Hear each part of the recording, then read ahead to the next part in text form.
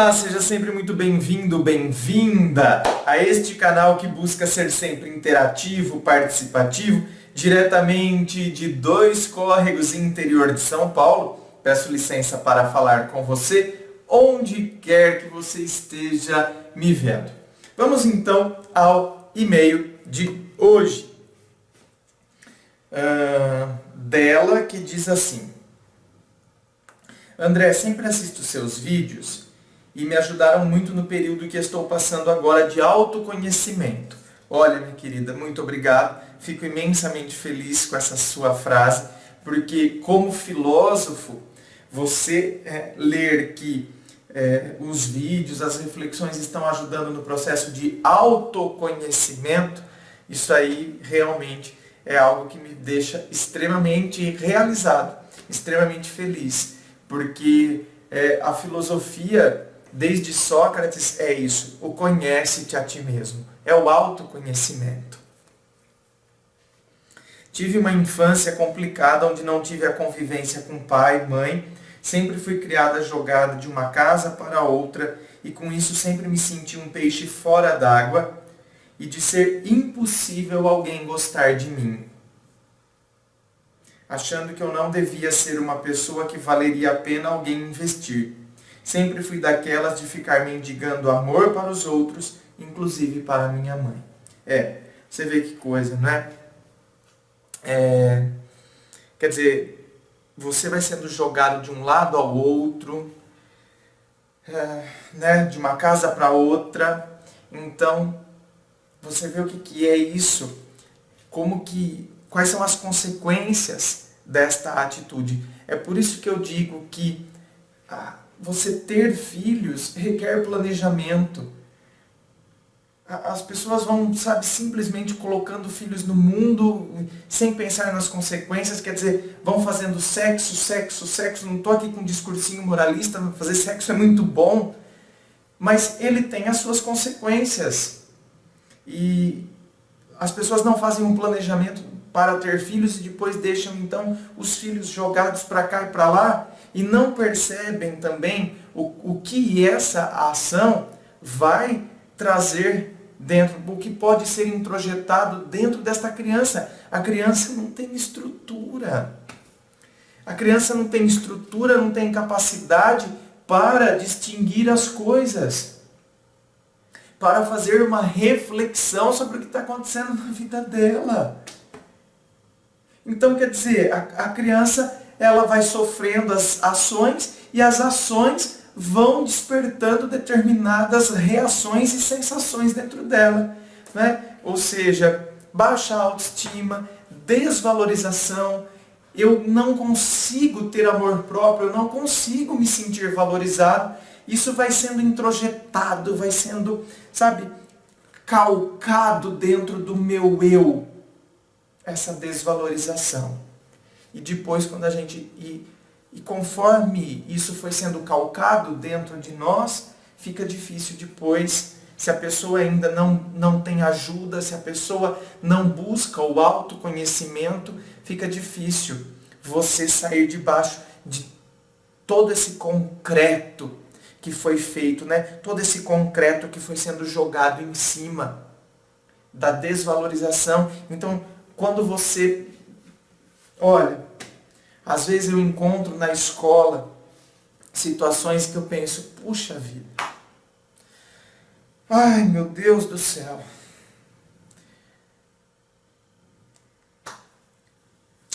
Hoje uma aluninha, que eu nem dou aula, mas porque os alunos do colegial têm amizade com ela e falaram, vai lá conversar com o professor. Foi lá na hora do intervalo, pedi se podia falar comigo. Meu Deus do céu, que situação. Que situação. Como pode pai e mãe fazerem isso? Não percebem o que estão fazendo com um ser humano que está em processo de, em fase de, em processo de vir a ser.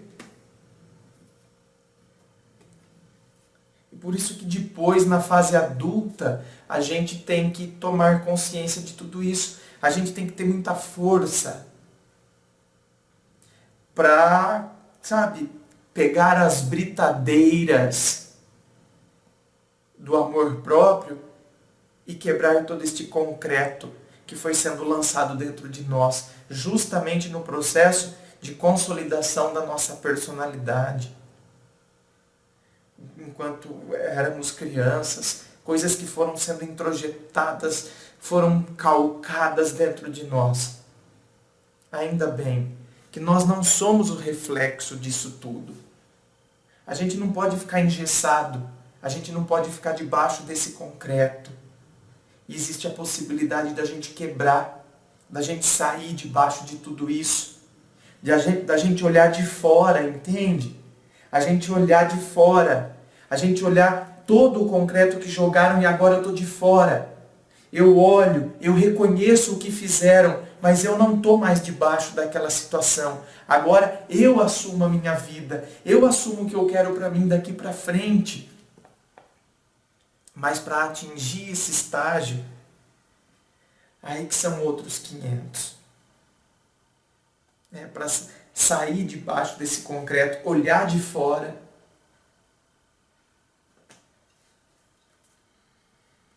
Todos os meus relacionamentos sempre fui muito insegura. Me apaixonava com muita facilidade, onde os homens não me davam muita bola.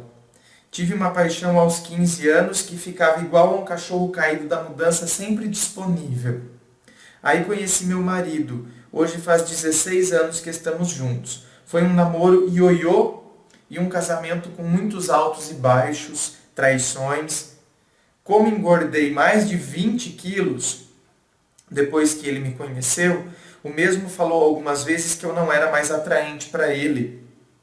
Até o ano passado, eu nunca havia traído, mas depois de pegar mais uma vez uma série de e-mails de mulheres no computador dele, que o mesmo falou que eram e-mails antigos, resolvi trair também para melhorar minha autoestima.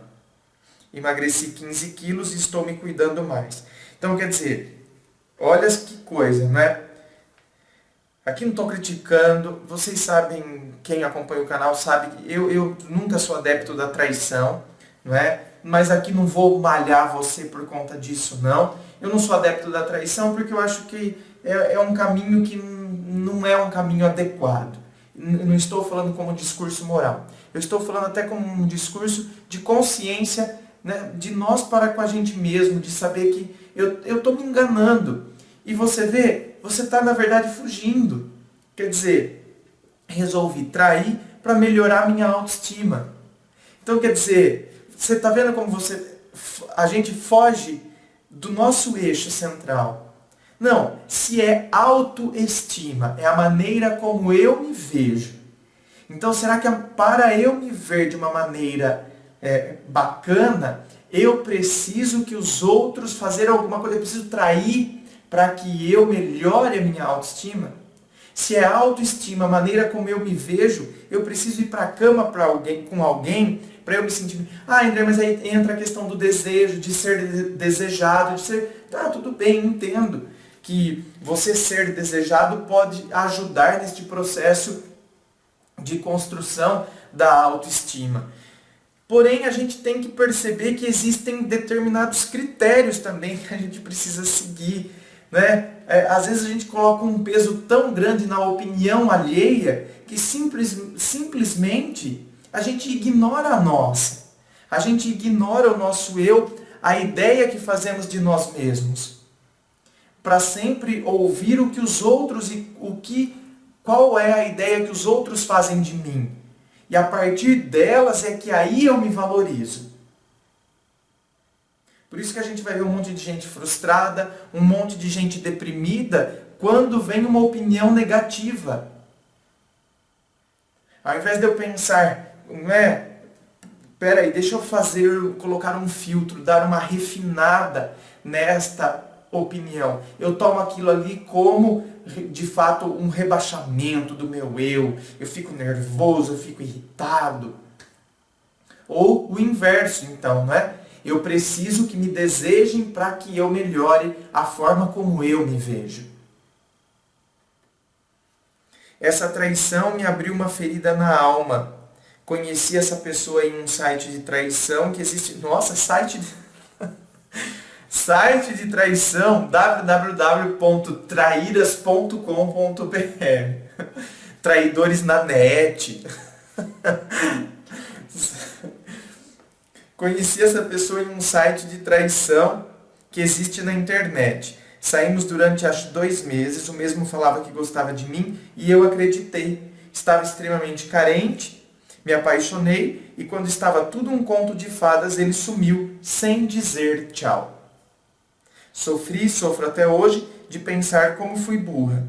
Contei para meu marido sobre o caso e começamos a fazer terapia para tentar resgatar o casamento. Gosto dele, mas não o amo mais.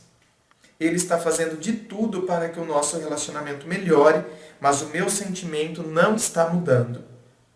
E ao mesmo tempo não tenho coragem de deixar esse relacionamento.